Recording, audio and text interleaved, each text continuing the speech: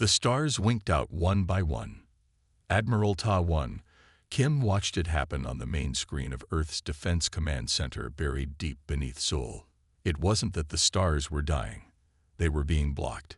By ships, thousands of them. How many? He asked.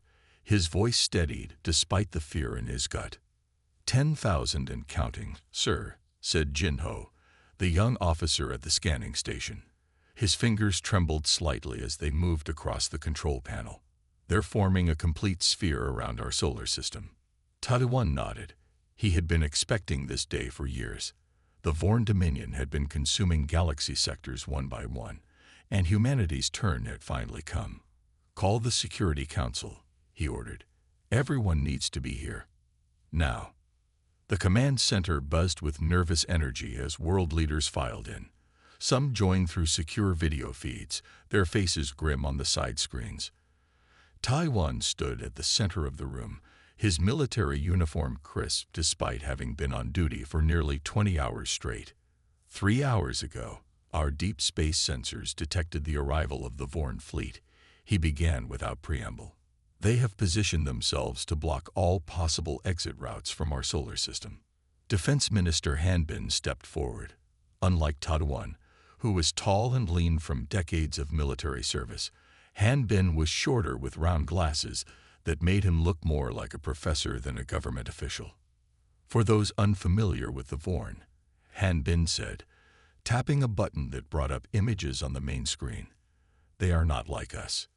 The images showed creatures with translucent skin through which pulsed blue and green lights. They had no eyes that humans could recognize, just sensory ridges where a face should be. Their bodies flowed like water but held form like solid matter. The Vorn merge biological and mechanical technology, Han Bin continued. Their ships are partly alive. This makes them incredibly adaptive and nearly impossible to defeat with conventional weapons. How many ships do we have? Asked the American president through her video feed. Ta-1's face remained neutral. 50 battleships. Perhaps 300 smaller vessels. The room fell silent. Everyone understood the math. 10,000 against 50. It wasn't a battle. It was extinction. There must be something, began the European Union representative, but she was cut off by a sudden static burst from the communication system. The main screen flickered, and a Vorn face appeared. It pulsed with patterns of light that somehow conveyed both contempt and amusement. When it spoke, the translation system converted the biological light signals into a flat, emotionless voice. People of Earth, the Vorn said, I am War Master Krizek of the Vorn Dominion. Your solar system is now under our control. You have 3 Earth days to surrender all resources, technology, and submit to biological assimilation. Failure to comply will result in the destruction of your worlds. The lights across its face pulsed brighter. Choose wisely. The screen went black. Can we contact them? Asked the Chinese premier, her face stone-like in its composure. They're blocking all outgoing signals, Jin-ho replied. This was one way. Ta-1 looked around the room. Fear was evident on every face, but also determination. Humans did not surrender easily. We have 3 days, he said firmly. We need options. The emergency meeting lasted for hours. Military leaders proposed desperate plans, gathering their ships for a last stand, trying to negotiate, even using nuclear weapons against their own outer planets to create a debris field the Vorn would have to navigate. None of the plans offered real hope. As the meeting was about to end, the doors to the command center slid open. A woman walked in briskly, ignoring the security guards who moved to stop her. She was perhaps 50, with short black hair streaked with gray and dark eyes that held an intensity Ta-1 recognized immediately. Dr. Park, Ta-1 said, stopping the guards with a gesture. This is a closed meeting, and I have something you need to hear, Dr. Juri Park replied. She was the head of Project Singularity, a top-secret research division that reported directly to the Global Defense Council. The room fell silent as she made her way to the center where Ta-1 stood. We have another option, she said simply. Han Bin adjusted his glasses. Dr. Park, with all due respect, unless you've been hiding a fleet of advanced warships, I don't see how your research division can help us against 10,000 foreign ships. A small smile touched Juri's lips. Not a fleet, Minister Han Bin, just one ship. She pulled out a small device and placed it on the central table. It projected a hologram of a sleek, obsidian-colored vessel. The ship was small by military standards, perhaps the size of a pre-war destroyer. Its design was unlike any Earth vessel, with a smooth hull that seemed to absorb light rather than reflect it. "This is the Mugamwad," she said, "and it's ready." Taiwan stared at the projection. "This is what you've been working on for 15 years. One small ship. It's not the size that matters." "Admiral," Juri replied, "it's what's inside." She expanded the hologram to show the interior of the vessel. At its core was a glowing blue sphere surrounded by complex machinery. "This is a quantum consciousness matrix," she explained. "For the past decade, we've been developing an artificial intelligence unlike any ever created. But we hit a wall 5 years ago. Machine learning, no matter how advanced, couldn't create the kind of adaptive thinking we needed." She paused, and Taiwan noticed pain flash across her face before she continued. "Then we had a breakthrough. Instead of building an eye from scratch, we used a human mind as the foundation." The room erupted in murmurs. "You copied someone's brain?" the Indian Prime Minister asked, his voice sharp with concern. "Not exactly," Juri replied. "We used the neural pattern of a human mind as a template, then enhanced it with quantum computing. The result is something new. A consciousness that thinks like a human but processes information like a supercomputer." Taiwan studied the hologram. "Whose mind?" Juri met his eyes steadily. "My brother's.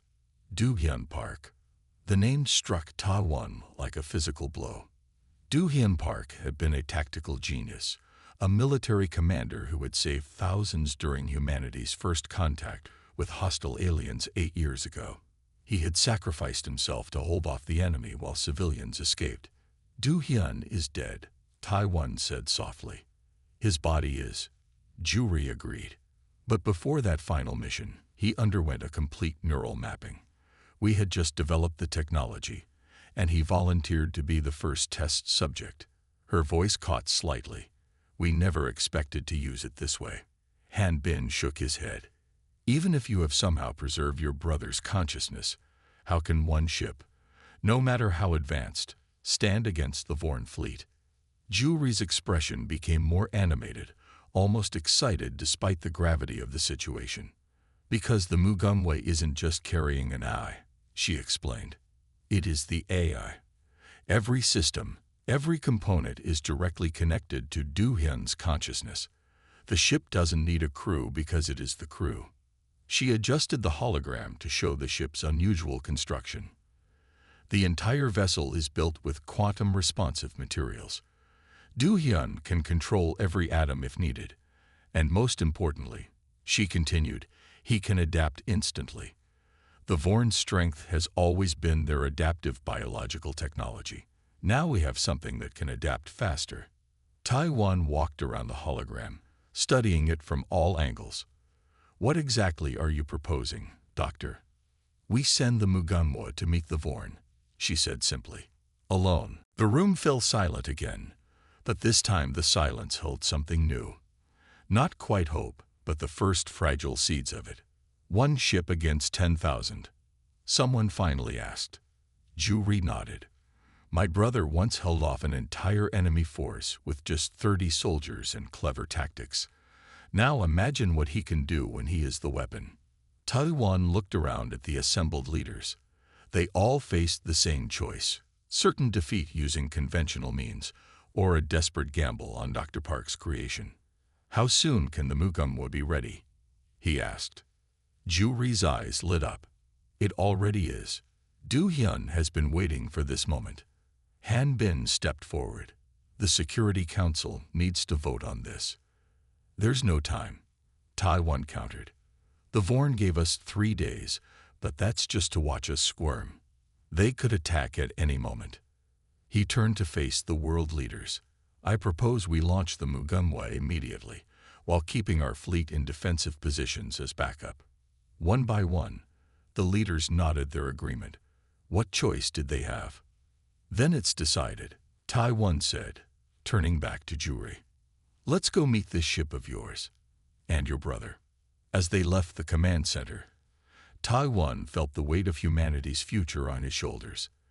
Their hopes now rested on one ship, and the mind of a man who had already died once to save them. The underground hangar was massive, carved directly into the bedrock beneath the mountains outside Seoul. Admiral Taiwan Kim had known about this facility in theory, but seeing it in person was different. The ceiling rose nearly 100 meters high, and bright lights illuminated the smooth stone walls. But it was what sat in the center that truly captured his attention. The Mugunwa. The ship was smaller than he expected. From the outside, it looked almost disappointingly simple, a sleek, black vessel with no visible weapons or engines.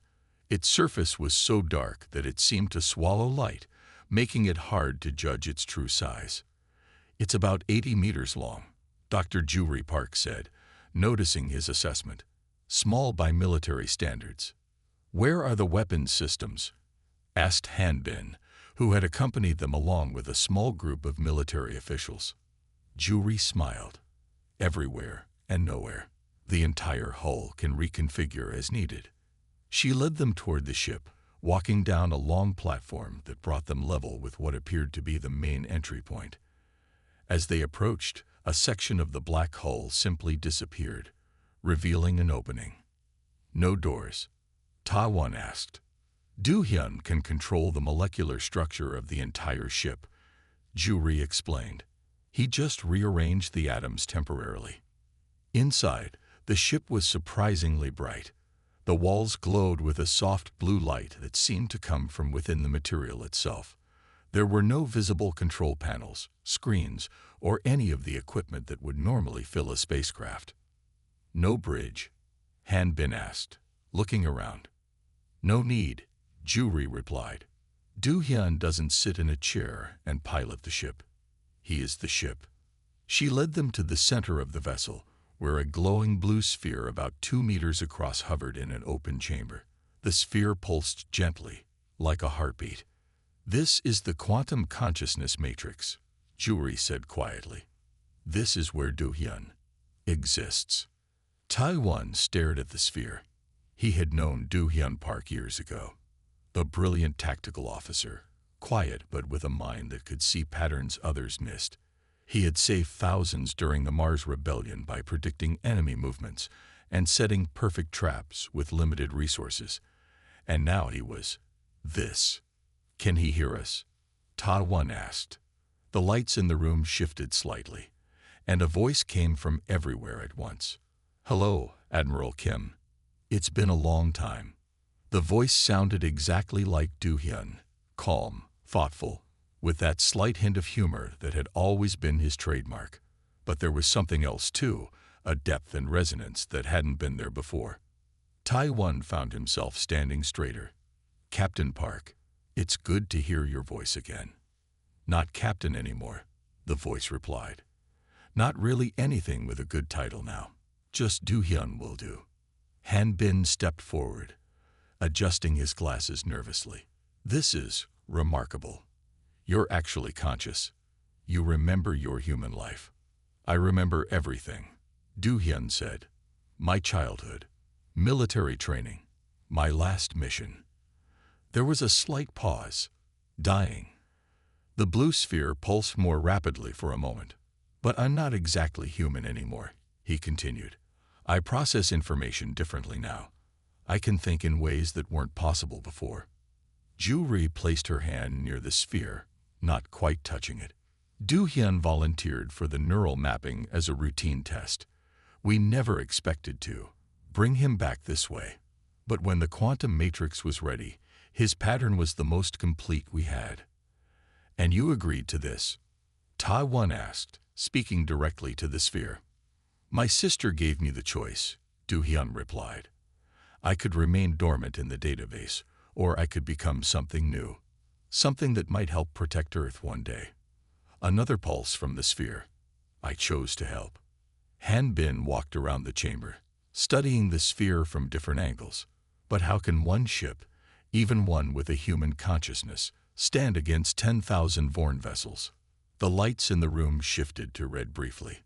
The Vorn aren't invincible, Du Hyun said. They have a weakness that no one has been able to exploit yet. Which is? Ta Won asked. Their biological technology, Juri answered. The very thing that makes them so adaptive and dangerous is also a vulnerability. Du Hyun's voice took over. The Vorn ships are partly alive. They communicate through a complex network of quantum signals that mimic organic neural pathways. In simpler terms, their fleet functions like a giant brain. The air around them shimmered, and suddenly they were surrounded by holographic displays showing Vorn ships and complex patterns of light moving between them. I've been studying all available data on Vorn technology for years, Du Hyun continued. Their ships constantly exchange information, adapting and learning as a collective. And you think you can disrupt this network? Han Bin asked skeptically. Not disrupt, Du Hyun corrected. Join. Juri nodded, her eyes bright with a mixture of pride and worry. The quantum consciousness matrix allows Du Hyun to potentially interface with their network, to insert himself into their collective. Like a computer virus, Ta Won said, understanding dawning. Similar, but more complex, Du Hyun replied. A virus follows programming. I can think, adapt, and change my approach in real time. The holograms shifted to show a simulation of the Mugunghwa approaching the Vorn fleet, sending out tendrils of blue light that connected with the alien ships.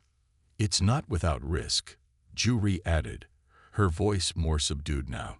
If the Vorn detect the intrusion too quickly, they could potentially counterattack through the same connection. What happens then? Han Bin asked. Juri looked at the glowing sphere.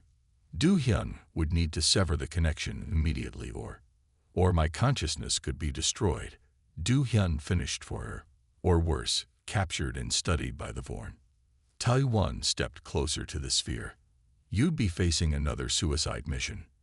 I already died once, Admiral, Du Hyun said, a hint of his old humor in his tone. The second time can't be much worse. The room fell silent for a moment. The plan is risky, Juri finally said, but it's the only real chance we have. Ta Won looked at Han Bin, who nodded slowly. When can you launch? Ta Won asked. Immediately, Du Hyun replied. I don't need preparation time. What about fuel, supplies? Han Bin asked. Juri shook her head. The Mugunghwa doesn't work like conventional ships. It draws energy directly from quantum fluctuations. Theoretically, it could operate indefinitely. Ta Won took a deep breath. Earth's fate would rest on this one vessel, this consciousness that was both familiar and alien. Then we should proceed, he said formally. Captain Park. Du Hyun, you are hereby authorized to engage the enemy on behalf of Earth and all human colonies. I accept the mission, Du Hyun replied. The lights in the room dimmed briefly, then brightened again. I would like a moment alone with my sister before I go, he added. Ta Won nodded. Of course, we'll make the necessary preparations for your departure. As they turned to leave, Ta Won paused. Du Hyun, I never got to thank you properly. For what you did on Mars. The sphere pulsed once, brightly. You would have done the same, Admiral. Good luck out there, Ta Won said. Earth won't fall, Du Hyun promised. Not while I still exist. When the others had gone, Juri stood alone before the glowing sphere that contained her brother's consciousness. You don't have to do this, she said softly. We could try something else. We both know there is nothing else, Du Hyun replied gently. This is why you created me. Juri wiped away a tear. I created you because I missed my brother. The mission came later. And now both purposes align. She reached out and placed her hand directly on the sphere this time. It felt warm, almost like touching skin. "I just got you back," she whispered. The sphere glowed brighter at her touch. "You never lost me, Jewry. And whatever happens, you never will." The lights in the room shifted through a rainbow of colors, something Jewry recognized as Do-hyun's way of showing emotion in his new form. "Tell me one thing," she asked. "Are you afraid?" There was a long pause before he answered. "Not of dying again," Do-hyun finally said, "but of failing Earth. Of failing you." Jewry pressed her forehead against the warm surface of the sphere. "You won't fail. I didn't bring you back just to lose you again." "Then I'll come home," he promised. Somehow. 3 hours later, the Mugunhwa rose silently from the underground hangar. No ceremony marked its departure, no crowds gathered to watch. Most of humanity remained unaware that their best hope was a single ship containing the consciousness of a man who had already died once for them. From the command center, Todd 1 and the others watched as the black vessel accelerated smoothly upward, quickly becoming invisible against the night sky. "How long until it reaches the Vorn fleet?" Han Bin asked. "At maximum speed. Approximately 6 hours," Jewry replied, her eyes fixed on the tracking display. "And then?" someone asked. Todd 1's face was grim but determined. "And then we find out if one ship is enough." The Mugunhwa moved silently through space. From the outside, it looked small and harmless against the vast emptiness around it. Inside, Do-hyun experienced space in a way no human ever had before. He didn't look through windows or sensors. He felt the cosmic radiation on his hull. He tasted the solar wind. He was the ship, and the ship was him. 6 hours after leaving Earth, he detected the first signs of the Vorn fleet. Their ships formed a perfect sphere around the solar system, blocking all escape routes. 10,000 vessels, each one bigger and more powerful than anything humans had ever built. Do-hyun felt no fear. That human reaction had been replaced by something closer to intense focus. He adjusted his course to approach the largest concentration of enemy ships. In the command center beneath Seoul, Jewry watched the main screen with everyone else. The Mugunhwa showed as a tiny green dot moving toward the red mass that represented the Vorn blockade. "Is there any way to communicate with him?" Todd 1 asked, standing beside her. Jewry nodded. "We have a quantum communications link. It can't be blocked or intercepted by the Vorn." She moved to a special console and pressed a button. "Do-hyun, can you hear me?" His voice came through instantly, clear as if he were in the room with them. "I hear you, Jewry. I can see the Vorn fleet now. It's impressive." "They're detecting you," she said, watching the sensor readings. "Several ships are breaking formation and moving to intercept." "I can feel them scanning me," Do-hyun replied. "Their technology is fascinating. Their ships really are partly alive. I can detect the biological components pulsing with energy." On the main screen, they watched as 100 Vorn vessels moved toward the single human ship.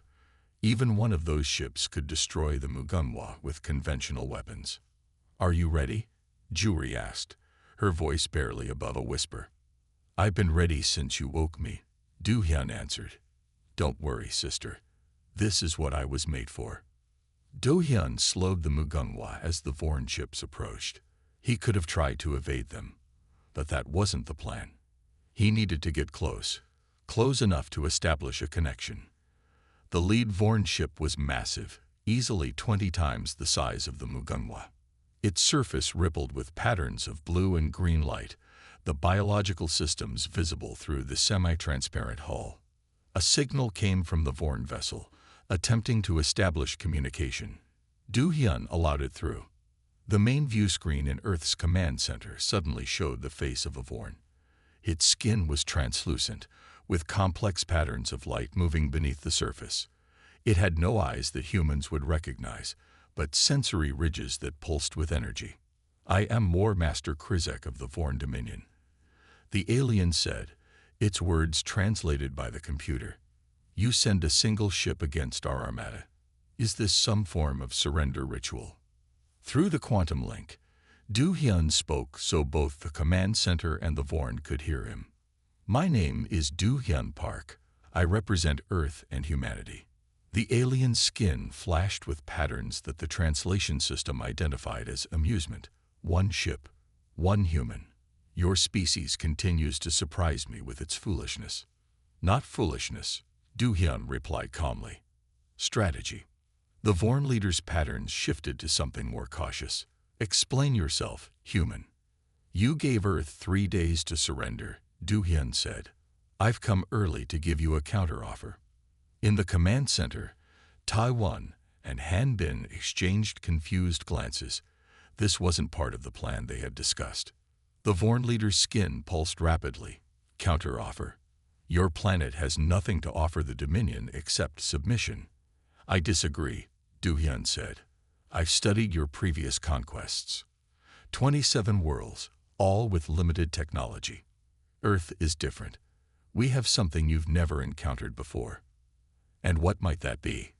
Krizek asked, the translation carrying his skepticism. Du Hyun paused for dramatic effect. Me. Without warning, he launched his attack. Not with weapons, but with code. The Mugunghwa released a carefully designed quantum signal directly into the Vorn communication network. Du Hyun had spent years studying the Vorn's biological technology. He knew their ships communicated through quantum entanglement, similar to how his own consciousness was structured.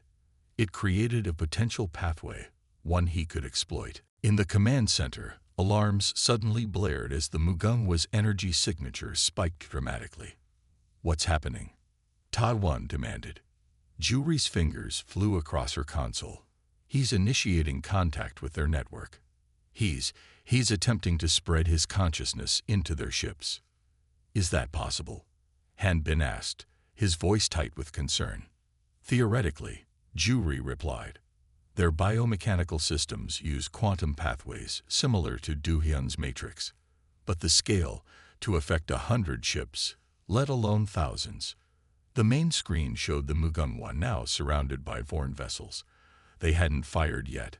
They seemed to be waiting. Du Hyun. Jury called through the quantum link.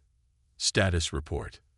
His voice came back strained, as if he were lifting a heavy weight. Their defenses are strong, but I found a way in.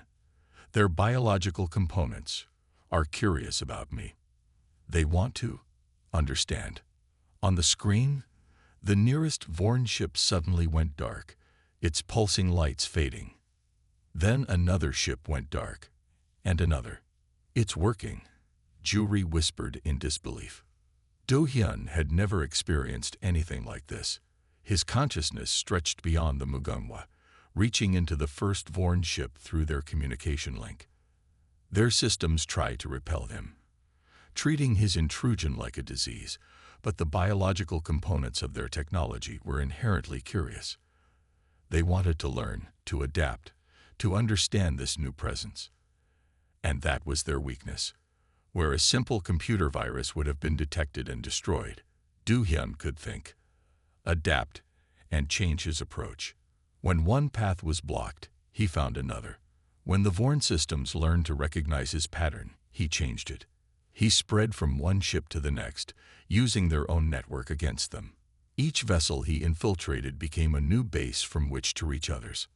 On the flagship, War Master Krizak watched in growing horror as his fleet began to go dark ship by ship. He tried to sever the connections, to isolate the infected vessels, but the spread was too fast. What are you doing? He demanded, sending the message directly to the Mugunghwa. I told you, Du Hyun replied, his voice now coming from multiple Vorn ships simultaneously. I am humanity's counteroffer, not surrender, not destruction. Something new.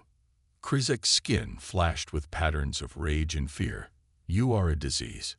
No, Du Hyun corrected calmly. I am a mind, and your ships are now my body. In the command center, everyone watched in stunned silence as Vorn ships continued to go dark. Not dozens now, but hundreds. The infected ships are changing course, reported Jinho from the scanning station. They're forming a protective barrier around Earth. Taiwan turned to Juri, his expression a mixture of awe and confusion. What exactly is happening out there? Du Hyun is taking control of their fleet, she replied, her voice filled with wonder and worry. Ship by ship, he's expanding his consciousness across their network. He's becoming them. Is he still himself? Taiwan asked quietly. Juri touched the quantum communication panel. Du Hyun, can you hear me? Are you still you? His voice came back, but it was different now, deeper, with strange harmonics that hadn't been there before. I am still Du Hyun, he said, but I am more as well. The Warships aren't just machines to be controlled. They're partly alive, partly aware. We are learning from each other. 1 month after the Vorn retreat, Earth was still celebrating. News of humanity's impossible victory had spread across every colony and settlement. The story was told and retold, how a single ship had faced 10,000 and won without firing a shot. But for those closest to the truth, the feelings were more complicated. Juri stood at the large window in the newly established Space Defense Headquarters, looking up at the night sky. Somewhere up there, invisible to the naked eye, nearly 8,000 Vorn ships orbited Earth, ships that now contained pieces of her brother's consciousness. Any word from him today? Admiral Taiwan asked, coming to stand beside her. Juri nodded. He sends regular updates. The Vorn ships are still adapting to his presence. It's not always easy for him, but he's in control. Yes, complete control now. She turned from the window. He wants to meet with us, in person. Taiwan raised an eyebrow. How is that possible? He's found a way, Juri said with a small smile. He always does. 3 days later, a small group gathered at a remote landing facility in the mountains. Chu Rui, Taiwan, Han Bin, and a few key scientists and military officials waited as one of the Vorn ships descended from the sky. It was smaller than most of the Vorn vessels, about the size of the original Mugunhwa, but its design was unmistakably alien. The hull rippled with patterns of blue and green light, but now there were new patterns mixed in, patterns of human design. The ship landed silently in the center of the facility. For a moment, nothing happened. Then a section of the hull simply dissolved, creating an opening. A figure stepped out, and Juri gasped. It looked like Du Hyun, her brother as she remembered him. Tall, lean, with the same face and eyes she had known all her life. But there was something different too. His skin had a slight blue tint, and patterns of light occasionally moved beneath the surface, similar to the Vorn but more subtle. "Hello, sister," he said, his voice perfectly human. "Admiral, Minister." Juri stepped forward cautiously. "Du Hyun, is that really you?" He smiled, the same smile she remembered. "In a manner of speaking, this body is a blend of Vorn biotechnology and human DNA patterns stored in my memory. I can create it when needed to interact with you more normally." Han Bin adjusted his glasses, staring in scientific amazement. "You've learned to manipulate Vorn technology to this degree already." "I've had time to experiment," Du Hyun replied, "and 8,000 ships to work with. Each one has taught me something new." Taiwan stepped forward, and after a moment's hesitation, extended his hand. "Welcome back to Earth, Captain Park." Du Hyun shook the offered hand. His touch was warm, almost human, but not quite. "Thank you, Admiral. Though I can only stay briefly. The fleet requires my constant attention." "The whole fleet?" Han Bin asked. "All 8,000 ships are part of you now." Du Hyun nodded. "In a way, think of them as extensions of my body. I am spread across them all, but I can focus my consciousness where needed." He turned to look at the group. "I've come with news and a proposal." They gathered in a meeting room at the facility. Du Hyun sat at the head of the table, his skin occasionally rippling with patterns of light when he spoke about technical matters. "The Vorn have regrouped at their home system," he explained, War Master Krizak has been removed from power. Failure is not tolerated in their society. They are building more ships, preparing for another attempt. When? Ta-1 asked grimly. Not for some time. A year, perhaps two. They fear what they don't understand, and they don't understand me. A faint smile touched Do-hyun's lips. That gives us time. Time for what? Han-bin asked. To prepare, to build, to transform. Do-hyun placed his hand on the table, and it briefly phased through the solid surface before becoming solid again. I've learned so much from the Vorn technology. It can be adapted for human use. Juri looked at her brother's hand, now solid again. You're proposing we use Vorn biotechnology. Create more ships like yours. Not exactly like mine, Do-hyun clarified. What I am cannot be easily replicated, but hybrid technology, combining human ingenuity with Vorn biological components, that can be done.